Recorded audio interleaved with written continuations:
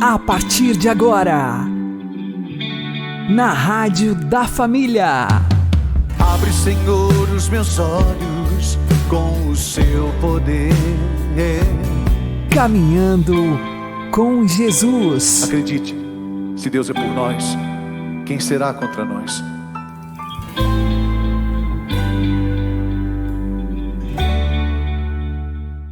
A paz esteja com você, meu querido irmão e minha querida irmã.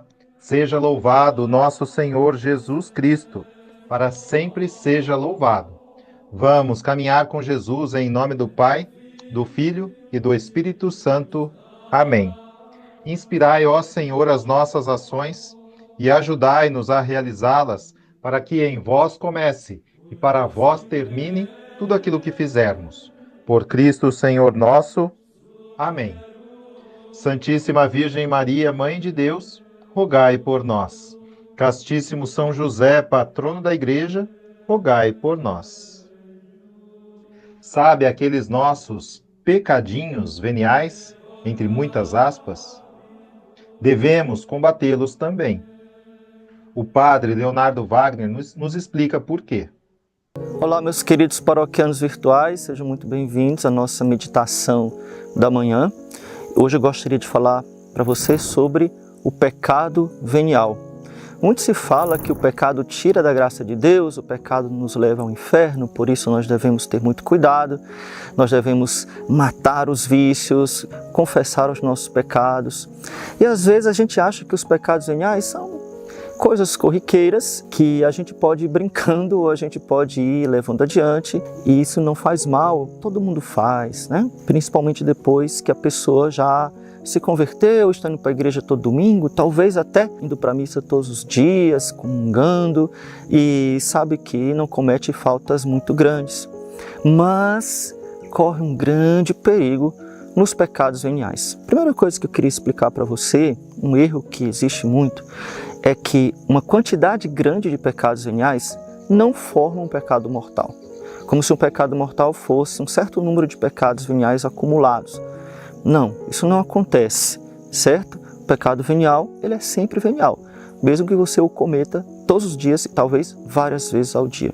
Só lembrando que o pecado venial são aquelas pequenas faltas, por exemplo, uma pequena mentira, uma raiva, alguma coisa que um palavrão que você solta, mas que não está ofendendo gravemente a ninguém, não está, enfim. Aquelas coisas que você faz que não são graves, mas que não deixam de ser pecado. Veja, quem sofre de escrúpulos, muitas vezes não sabe fazer essa distinção. E nós pecamos, infelizmente, todos os dias cometemos fraquezas ou pecados veniais. Imagina se você acha que tudo que você faz é grave porque ofende a Deus e você perde o céu, não tem paz, porque não há pessoa neste mundo que não cometa fraquezas ou pecados veniais. Sim, isso é muito difícil, inclusive isso os próprios santos atestam, tá bom? Santa Teresa de Ávila falava sobre isso no Caminho da Perfeição dos livros dela. E é uma grande santa, né? Então vamos lá. Qual é o grande mal do pecado venial? Primeiro, é uma ofensa a Deus. Se nós sabemos ou tomamos consciência de quem é Deus, qualquer falta contra nosso Senhor deve sempre nos doer. Nós não queremos ofender a Deus. Nós não queremos ofender. Então o pecado é pequeno, mas a majestade divina é grande, é infinita. Então, claro que o pecado venial deve nos incomodar. Então, primeira coisa é saber que o pecado, seja ele qual for, grande ou pequeno, é sempre uma ofensa a Deus. Segunda coisa, sim, o pecado venial não nos tira da graça de Deus, não nos impede de comungar, porque nós estamos ainda na graça de Deus, estamos em comunhão com Jesus, então podemos receber a Santíssima Eucaristia. E isso não atrapalha a nossa vida espiritual até certo ponto. Porém, o que acontece? Existem dois tipos de pecados veniais. O pecado venial voluntário e o pecado venial não voluntário, tá? Então, o que é o pecado venial voluntário? Eu sei que aquilo é pecado, eu sei que ofende a Deus, mas eu vou fazer assim mesmo, porque eu tenho costume, porque eu gosto, porque eu não estou nem aí. É mais ou menos isso. Porém, não é uma matéria grave. Não é uma coisa que ofende gravemente a Deus e nem vai ofender gravemente ao próximo. E a gente pode até tomar isso como desculpa, o meu temperamento, né? O temperamento pode virar justificativa para você aceitar o pecado venial. Por exemplo, eu sou colérico, então quando eu xingo, quando eu brigo, quando eu grito com a pessoa é porque eu sou colérico. Não é porque você é mesmo sem vergonha. Você devia se converter. O fato de você ser colérico não te dá dispensa para você ofender as pessoas, né? Mesmo que não seja de coisas graves. Ou então, eu sou fleumático, então por isso que eu vou bem lento, não produzo muito, né? Eu vou as coisas no meu tempo, tá? Porém, você ser fleumático não é desculpa para você apresentar uma certa preguiça ou uma certa indisposição ou, sei lá, você não ser ágil naquilo que é a sua responsabilidade, da sua família, etc. E assim por diante, né? Não vou falar aqui dos 4 temperamentos. Então, às vezes nós podemos justificar os pecados veniais nisso. Então, voltando ao que eu estava falando, existem 2 tipos. O pecado venial voluntário, então eu sei que é pecado, mas mesmo assim eu me justifico, arranjo uma desculpa, às vezes é o meu temperamento, às vezes, sei lá, é o tempo, está chovendo, sei lá, qualquer coisa, ou é porque a minha família é assim, é porque na minha escola é assim, no meu trabalho é assado, na minha igreja o padre é assim, o pessoal da pastoral me irrita, e não tem, todo mundo faz, e eu acabo justificando. Mas eu sei que é pecado e eu ofendo a Deus. Segunda coisa, os pecados veniais involuntários. São aqueles que, por fraqueza, acabam caindo mesmo sabendo que é pecado.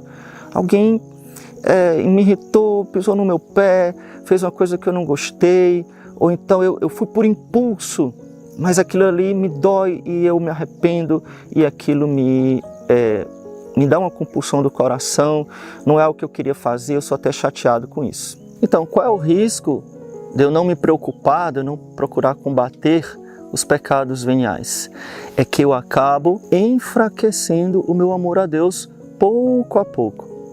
O pecado venial é como uma doença de longo prazo, que começa pequena, eu não trato, deixo passar talvez meses, talvez anos, e quando eu vou ver, ela já se torna mortal. Então, o que acontece? Enfraquecendo o meu amor a Deus, não ligando para essas pequenas coisas, a minha consciência ela vai ficando mais morna, morna é a palavra correta.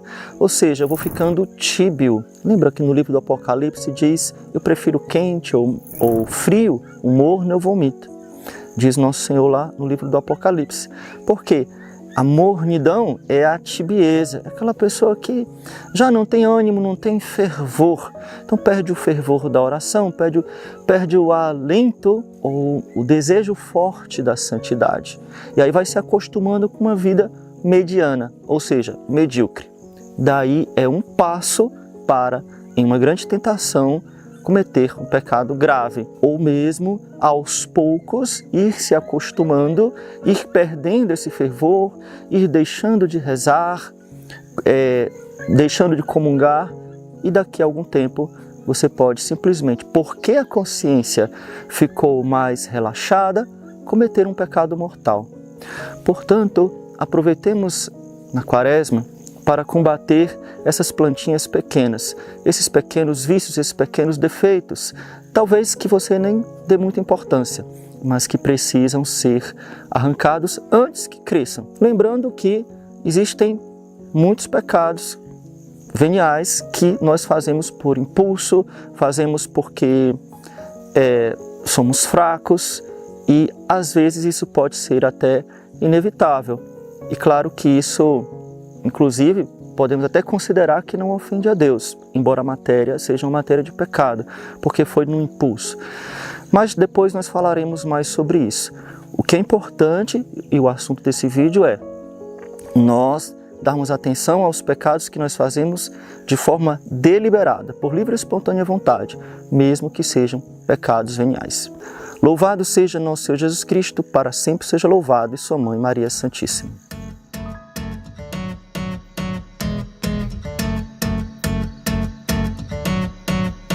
Eu tento ser melhor, às vezes consigo, outras vezes corro perigo de não ter teus braços aqui.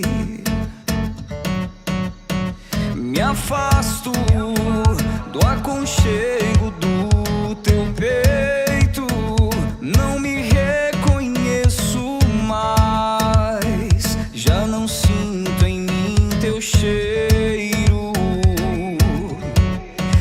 Eu que às vezes faço mal que eu não quero, e o bem que eu espero não encontro dentro em mim. Gostaria eu de ser remodelado, ter meu rosto alterado para refletir a ti, meu Senhor. Eu preciso do teu colo, pra qualquer lugar que eu olho vejo medo e solidão. A minha esperança foi coberta pelas cinzas, mas eu sei que o teu amor me chamará de volta à vida.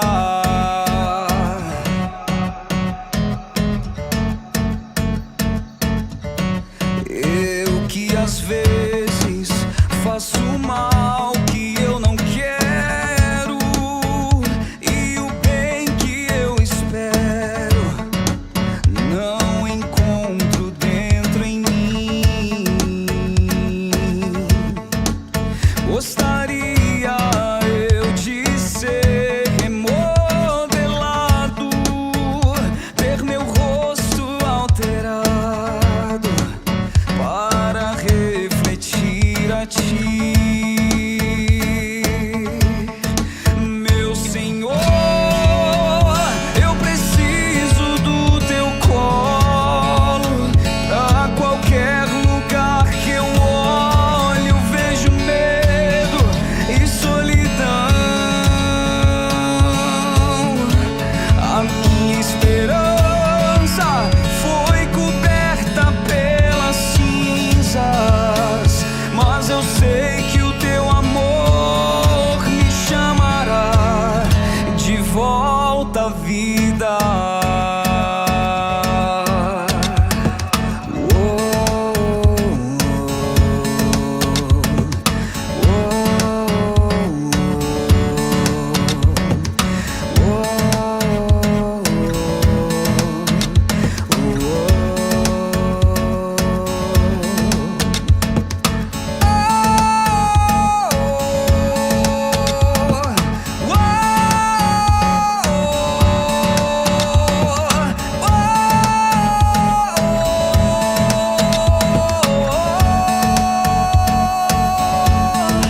Meu Senhor, eu preciso do teu colo, pra qualquer lugar que eu olho vejo medo e solidão. A minha esperança foi coberta pelas cinzas, mas eu sei que o teu amor me chamará de volta à vida. Caminhando com Jesus e o Evangelho do Dia. O Senhor esteja convosco. Ele está no meio de nós. Anúncio do Evangelho de Jesus Cristo segundo São João. Glória a vós, Senhor. Houve uma festa dos judeus e Jesus foi a Jerusalém. Existe em Jerusalém, perto da Porta das Ovelhas, uma piscina com 5 pórticos, chamada Betesda em hebraico. Muitos doentes ficavam ali deitados, cegos, coxos e paralíticos. De fato, um anjo descia de vez em quando e movimentava a água da piscina, e o primeiro doente que aí entrasse depois do borbulhar da água ficava curado de qualquer doença que tivesse. Aí se encontrava um homem que estava doente havia 38 anos. Jesus viu o homem deitado e, sabendo que estava doente há tanto tempo, disse-lhe: Queres ficar curado? O doente respondeu: Senhor, não tenho ninguém que me leve à piscina quando a água é agitada. Quando estou chegando, outro entra na minha frente. Jesus disse: Levanta-te, pega a tua cama e anda. No mesmo instante, o homem ficou curado, pegou sua cama e começou a andar. Ora, esse dia era um sábado. Por isso os judeus disseram ao homem que tinha sido curado: É sábado, não te é permitido carregar tua cama. Ele respondeu-lhes: Aquele que me curou disse: Pega tua cama e anda. Então lhes perguntaram: Quem é que te disse: Pega tua cama e anda? O homem que tinha sido curado não sabia quem fora, pois Jesus se tinha afastado da multidão que se encontrava naquele lugar. Mais tarde, Jesus encontrou o homem no templo e lhe disse: Eis que estás curado. Não voltes a pecar para que não te aconteça coisa pior. Então o homem saiu e contou aos judeus que tinha sido Jesus quem o havia curado. Por isso os judeus começaram a perseguir Jesus, porque fazia tais coisas em dia de sábado.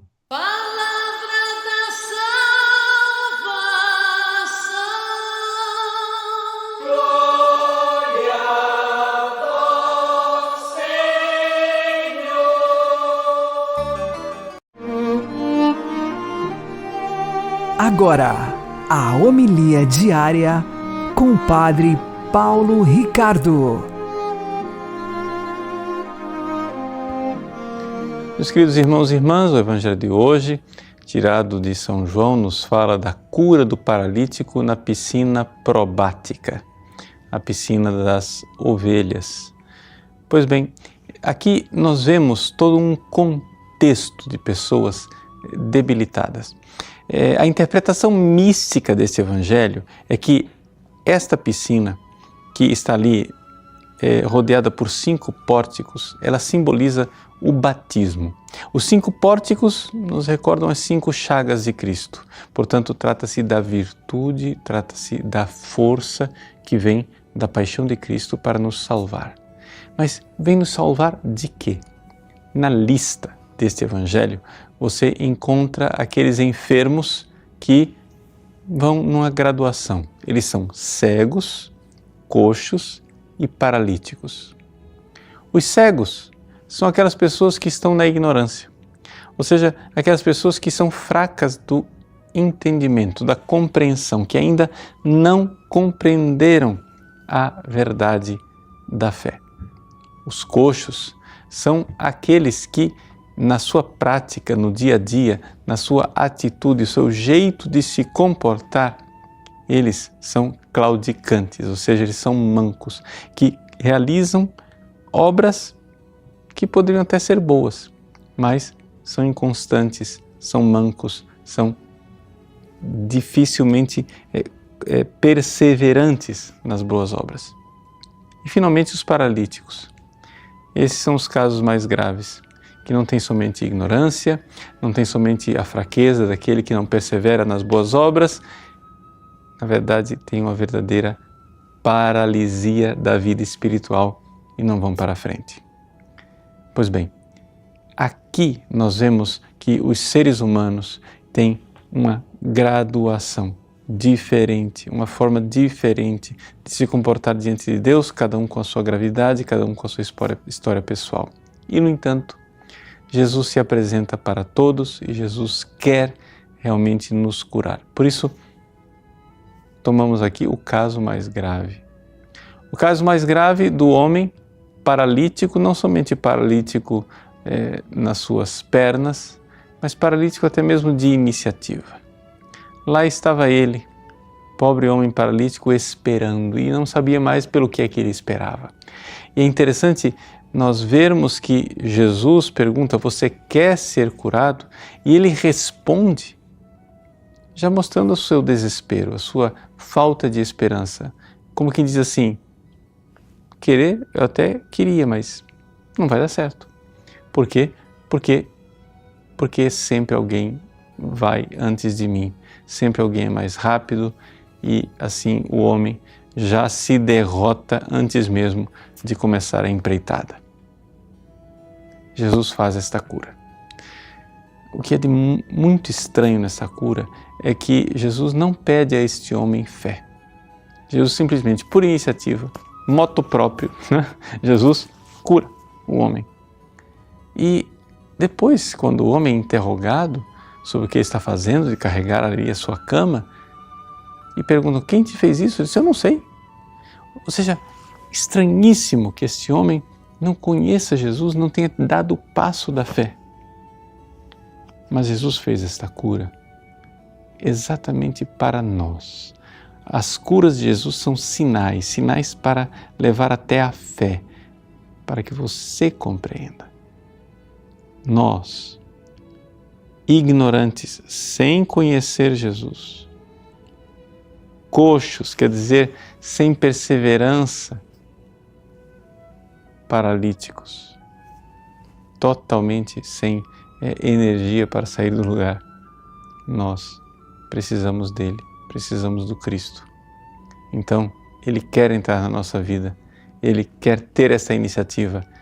É Ele, então, já que nós estamos aí, né, de braços cruzados, esperando, sem esperança, Ele entra em nossas vidas para, com a sua graça, nos curar da nossa ignorância, da nossa inconstância e da nossa paralisia. Deus abençoe você. Em nome do Pai, e do Filho e do Espírito Santo. Amém.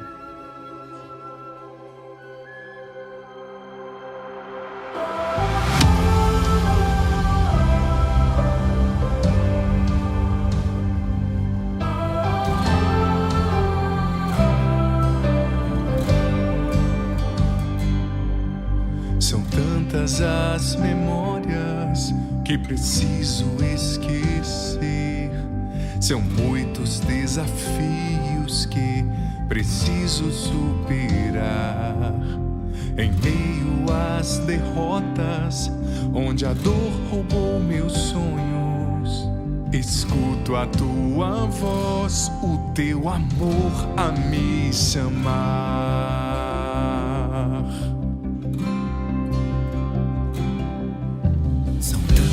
As memórias que preciso esquecer.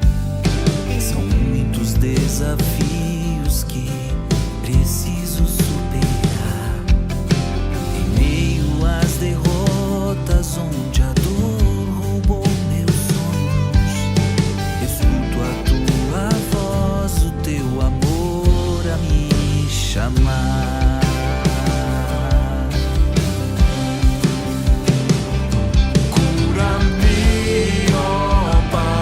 Salva-me com teu amor,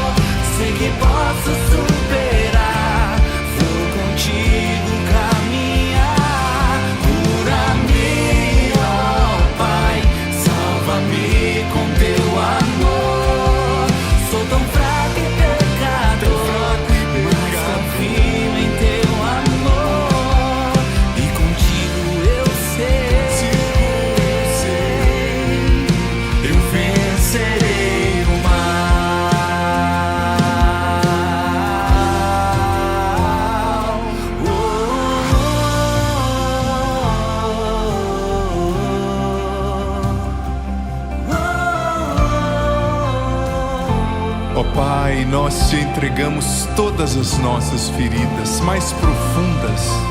Cura-nos, ó Pai, com teu amor, levanta-nos. Somos teus filhos. Entregamos nossos medos, traumas, complexos, cura-nos. Nós acolhemos o teu amor que nos faz homens e mulheres novos.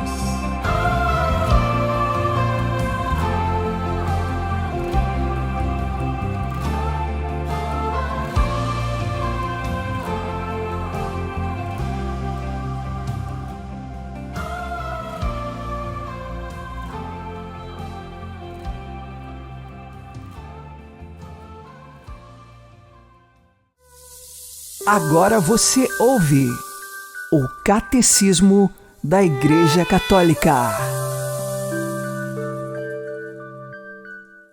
Dia de Graça e de Interrupção do Trabalho, número 2184 e 2185.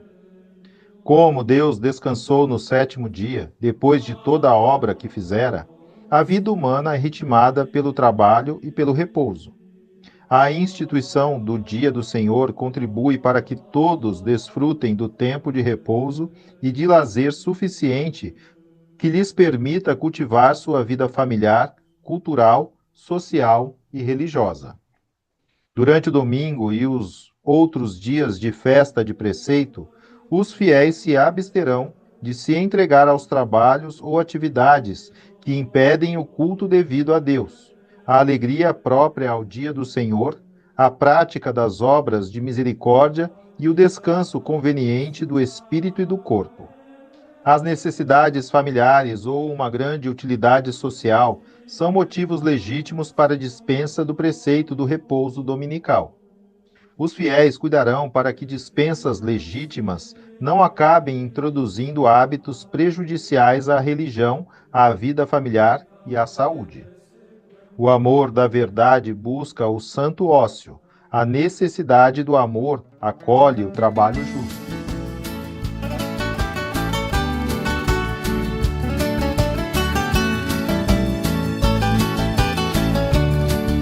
Que mundo doido a gente vive. Ninguém tem tempo pra ninguém. Esquecem que o mais importante é o tempo que a gente tem.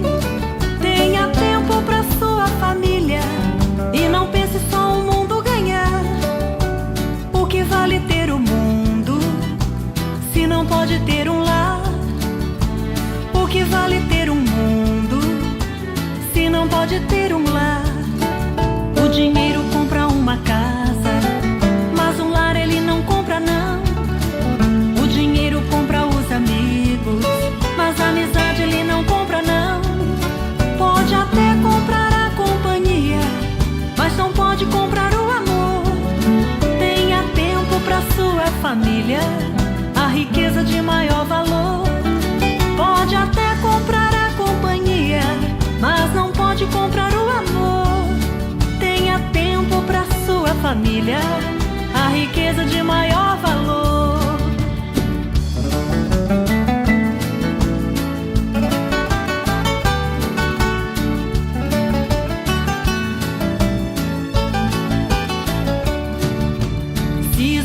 Internet, com amigos virtuais, e não vê que em sua casa é que estão os amigos reais.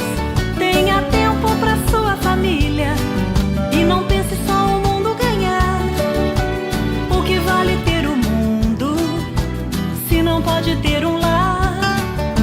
O que vale ter o mundo se não pode ter um lar? Passeie com seu filho, pegue firme em sua mão, olhe dentro dos seus olhos, converse com o coração. Tenha tempo pra sua família e não pense só o mundo ganhar. O que vale ter o mundo se não pode ter um lar? O que vale ter o mundo se não pode ter um lar?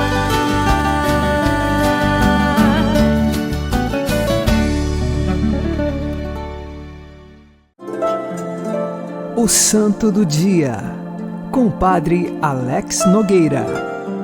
No dia 1º de abril, nós recordamos São Hugo de Grenoble. Ele nasceu no ano de 1052, na França. O seu nome significa o inteligente. Ele estudou ciências eclesiásticas e, de fato, recebeu de Deus uma grande sabedoria. Se tornou um assistente do bispo da época e, no ano de 1080, quando ele tinha 28 anos de idade, foi convidado pelo bispo como secretário daquele bispo no concílio de Avignon. Chegando lá no concílio, os outros bispos perceberam que Hugo era um homem virtuoso, de grande piedade, simplicidade de coração e de uma grande inteligência e sabedoria dada por Deus. Por isso, então, os bispos aconselharam que Hugo fosse nomeado também bispo. Lhe fizeram esta proposta, mas ele não aceitou. Voltado do concílio, ele dizia ser muito tímido e não tinha, então, coragem de se tornar bispo por conta da timidez e também se considerava indigno. Foi insistido com ele que ele aceitasse esse convite divino. E então aceitou o convite, se tornou primeiro padre, depois foi levado a Roma, onde foi ordenado bispo, isto com 28 anos de idade, no ano de 1080. E a partir disso, ele tomou a frente da diocese de Grenoble, que fica na França. Ele ficou bispo por 50 anos desta diocese. Embora por diversas vezes tenha pedido a renúncia, nenhum papa aceitou, porque ele cuidava muito bem da diocese. Quando ele chegou lá, aquele jovem bispo santo encontrou um clero que se fazia apenas na simonia. O que significa simonia? Era a venda dos cargos eclesiásticos. Quem queria uma paróquia, quem pagasse mais, se tornava o padre daquela paróquia, ou também tantas outras funções e cargos eclesiásticos que eram vendidos. O clero já não se importava mais com a instrução religiosa de seu povo. Muitos não conheciam a fé que professavam. E, diante destas circunstâncias, São Hugo teve de pregar uma restauração do clero, pregar a conversão de tantos que moravam na sua diocese, mas não conheciam de fato a religião católica. Eram apenas católicos de nome, mas não viviam a sua fé. E o que ele fez diante da sua timidez? Antes de qualquer pregação, ele rezava longas horas. Se ele tinha de pregar meia hora, com certeza ele rezava mais de 2 horas antes e pedia a Deus que o capacitasse para poder pregar. E assim, com oração e muita meditação, quando ele pregava, mesmo diante de sua timidez, o Espírito Santo o impulsionava. As pessoas se convertiam, muitos choravam os seus pecados, se arrependiam, confessavam e mudavam de vida. E desde o clero até o povo, muitos começaram a se converter por conta de uma pregação eficaz feita por São Hugo. E esta pregação, que tinha um segredo, ele se colocava diante de Deus em oração, em meditação, se considerava pequeno e humilde, e assim Deus fazia tudo em sua vida. São Hugo, ele pôde, com um coração de pastor, governar o seu povo durante esses 50 anos, e no final de sua vida, ele perdeu toda a memória e só conseguia recordar o Pai Nosso, as Ave-Marias e os Salmos. E assim ele rezava estas orações sempre. Tudo o resto ele esqueceu. E no ano de 1132, ele morreu com o coração completamente entregue a Deus e trazendo na memória o nome de Jesus e da Virgem Maria. São Hugo de Grenoble, que ele interceda por nós, principalmente nos dias de hoje, para que nós, como igreja, saibamos nos arrepender, mudar de vida e escolher sempre o Cristo, que é o essencial. Peçamos a sua intercessão também pelas tuas intenções, rezando agora com você e por você.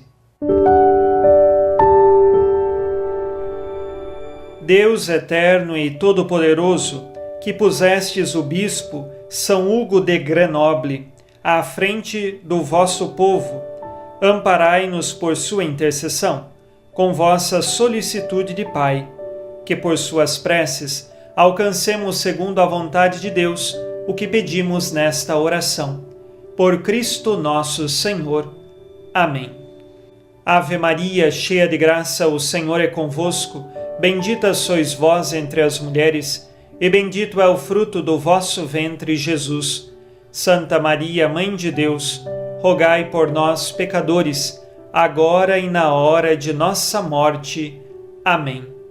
São Hugo de Grenoble, rogai por nós. Abençoe-vos, Deus Todo-Poderoso, Pai e Filho e Espírito Santo. Amém. Fique na paz e na alegria que vem de Jesus.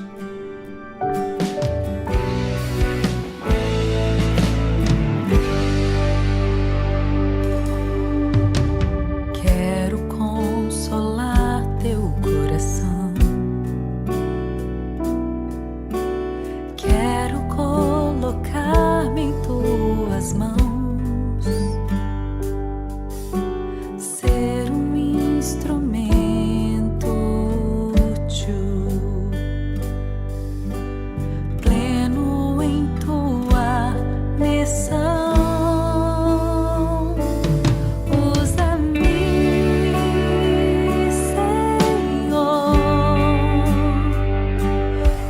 usa-me ao teu favor. Aqui estou, só teu eu sou, ao teu dispor. Eu renuncio a todo meu querer, aquilo que eu tenho e o que sou. Se não for a teu favor, nada sou, de nada vale. Usa-me, Senhor, usa-me a teu favor. Aqui estou, só teu eu sou, ao teu dispor. Faz em mim todo teu querer, em todo o meu ser e o que sou. Quero abraçar tua cruz, ó meu Jesus, contigo eu vou. Usa-me, Senhor, usa-me ao teu favor. Aqui estou, só teu eu sou, ao teu dispor. Usa-me, Senhor.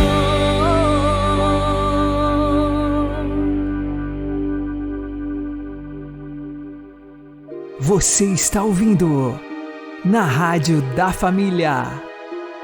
Caminhando com Jesus. De certo, a Virgem Santíssima está inteiramente relacionada com Cristo, fundamento da fé e da experiência eclesial, e a ele conduz. Por isso, obedecendo a Jesus, que reservou à mãe um papel muito especial na economia da salvação, os cristãos veneraram, amaram e suplicaram Maria de maneira particularíssima e intensa. Eles atribuíram-lhe uma posição de relevo na fé e na piedade, reconhecendo a via privilegiada rumo a Cristo, supremo mediador. A dimensão mariana da Igreja constitui, assim, um elemento inegável na experiência do povo cristão. Ela revela-se em numerosas manifestações da vida dos crentes, testemunhando o lugar assumido por Maria no seu coração. Não se trata de um sentimento superficial, mas de um vínculo afetivo, profundo e consciente, arraigado na fé, que impele os cristãos de ontem e de hoje a recorrerem habitualmente a Maria, para entrarem em comunhão mais íntima com Cristo. Rogai por nós, Santa Mãe de Deus, para que sejamos dignos das promessas de Cristo. Amém. O Senhor nos abençoe, nos livre de todo mal e nos conduza à vida eterna. Amém. E que Maria e José nos conduzam pelas mãos, para que continuemos caminhando com Jesus.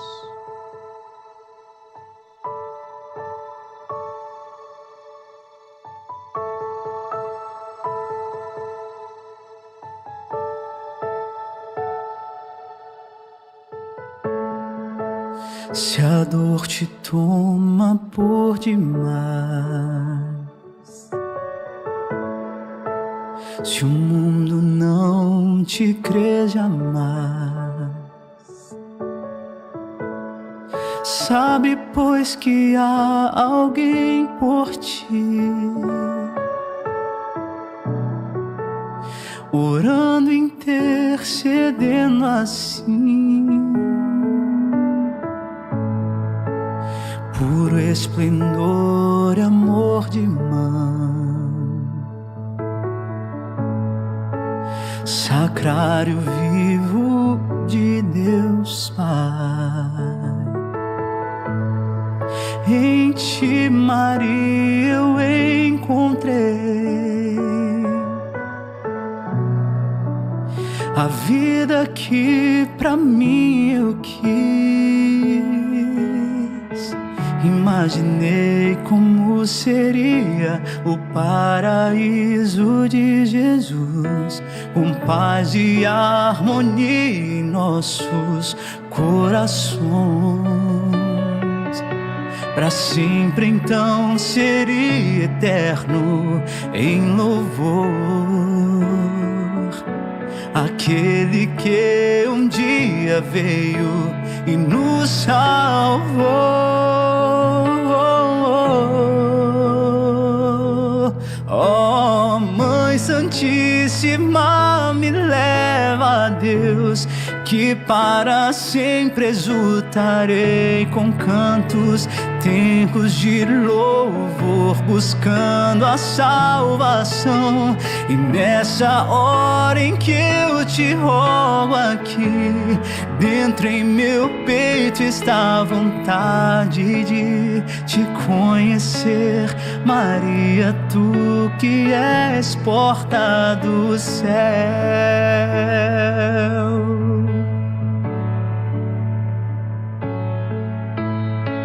Imaginei como seria o paraíso de Jesus, com paz e harmonia em nossos corações. Para sempre então seria eterno em louvor aquele que um dia veio e nos salvou. Ó Mãe Santíssima, me leva a Deus, que para sempre exultarei com cantos, terros de louvor, buscando a salvação.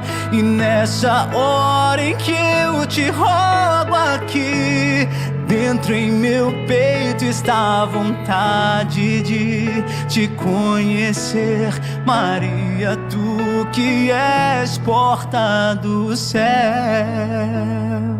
Ó Mãe Santíssima, me leva a Deus, que para sempre exultarei com cantos, Deus de louvor, buscando a salvação.